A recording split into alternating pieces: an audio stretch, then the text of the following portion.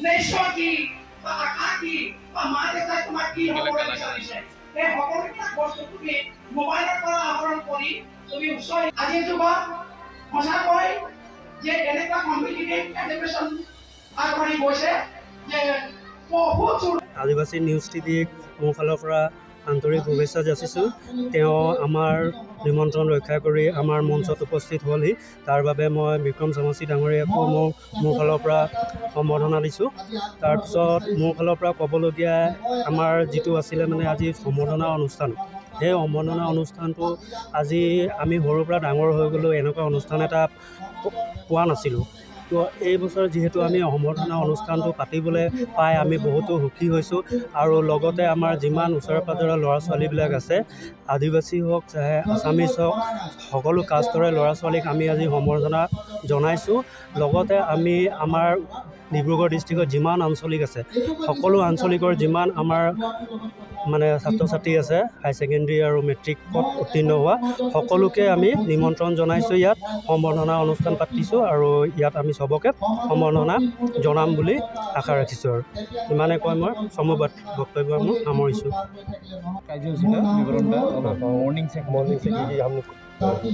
আজি আমাৰ অসম তাঁতী সভা ডিব্ৰুগড় জিলা সমিতি তথা আমাৰ আঞ্চলিকৰ সমিতিৰ হৈ তথা এই বকুল চাহ বাগিচাৰ আমাৰ অসম তাঁতী সভাৰ উদ্যোগত আমি বকুল চাহ বাগিচা এই বকৰা লাচিত সংঘৰ প্ৰেক্ষাগৃহত আজি আমি 2024 বৰ্ষৰ উচ্চতৰ আৰু উচ্চতৰ মাধ্যমিক শিক্ষাৰ্থী পৰীক্ষাত উত্তীৰ্ণ হোৱা পৰীক্ষাৰ্থীসকলক অভিনন্দন অনুষ্ঠান জ্ঞাপন কৰিছোঁ।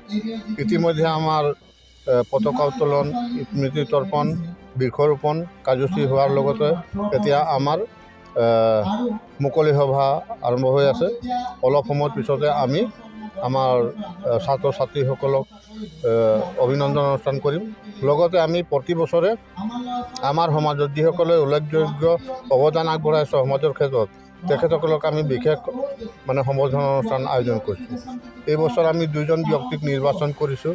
এজন আমাৰ শিল্পী আছে যোগেশ্বৰ তাঁতী ডাঙৰীয়া, তেখেত এজন কণ্ঠশিল্পী, তেখেতক আমি এই অনুষ্ঠানত বিশেষ সম্বৰ্ধনা অনুষ্ঠান আয়োজন কৰিম।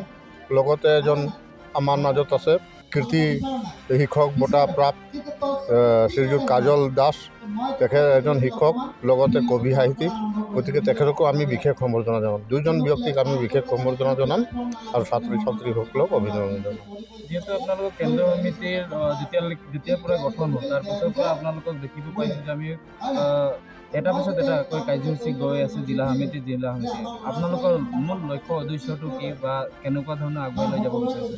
আমাৰ অসম তাঁতী সভাৰ মূল লক্ষ্য উদ্দেশ্যই হৈছে যে আমাৰ সমাজখনক সকলো দিশত, শৈক্ষিক হওক, স্বাস্থ্য হওক বা আৰ্থিক দিশতে হওক বা সকলো দিশত আমি কেনেকুৱা ধৰণৰ আমি আগবঢ়াই লৈ যাব পাৰিম তাৰে আমি প্ৰচেষ্টা কৰিছোঁ। আমাৰ কেন্দ্ৰীয় সমিতিও সেই ধৰণৰ কৰি আছে, আমাৰ জিলা সমিতিবিলাকো কৰি আছে, আমাৰ আঞ্চলিক সমিতিবিলাকো এই ধৰণৰ কাৰ্য কৰি গৈ আছে, যাতে আমাৰ সমাজক সকলো দিশত যাতে আমি আগবঢ়াই লৈ যাব পাৰিম। ধন্যবাদ। সম্বৰ্ধনা অনুষ্ঠানটো ৰাখিব ইয়াৰ মূল লক্ষ্য আৰু উদ্দেশ্য আৰু কেনেকুৱা আপোনাক লাগিছে? পোনপ্ৰথমে মই এইটোৱে ক'ব বিচাৰিম, আজি যে অসম তাঁতী সভাই ইমান ডাঙৰ এটা অনুষ্ঠান এখন পাতিব লৈছে বা আমি পাতিছোঁ, এই উদ্দেশ্যটো পাতি আমাক বহুত ভাল লাগিছে। কাৰণ আমি আগন্তুক দিনত আমি আশা এটা থৈছোঁ যে আমাৰ ল'ৰা ছোৱালীৰ ভৱিষ্যতে উজ্জ্বল এটা কামনা কৰিব, আমাৰ আশাবোৰ পূৰণ কৰিব।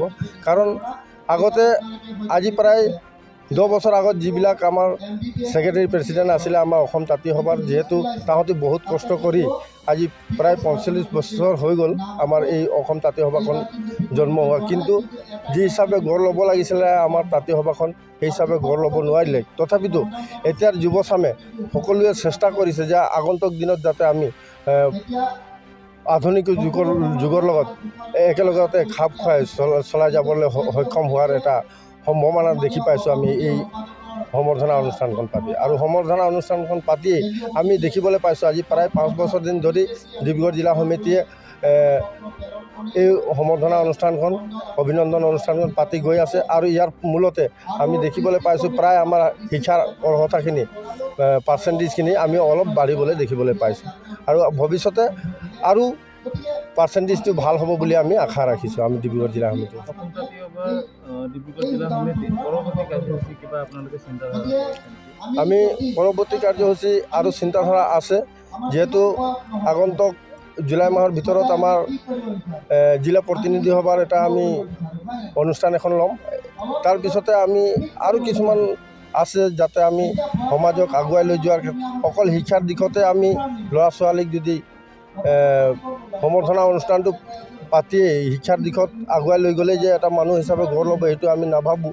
আমাৰ মতে আমি ভাবোঁ এটা মানুহ সঠিক মানৱ ৰূপে গঢ় ল'বলৈ হ'লে তাক বহুতখিনি দিশতে আগুৱাই লৈ যোৱাৰ আমি চেষ্টা কৰিছোঁ, যিহেতু শিক্ষাৰ দিশে হওক বা আপোনাৰ সামাজিক দিশ হওক, তেনেকুৱা বহুত দিশ আছে। চব দিশতে যাতে আমি আগুৱাই লৈ যোৱাৰ প্ৰচেষ্টা চলাই আছোঁ।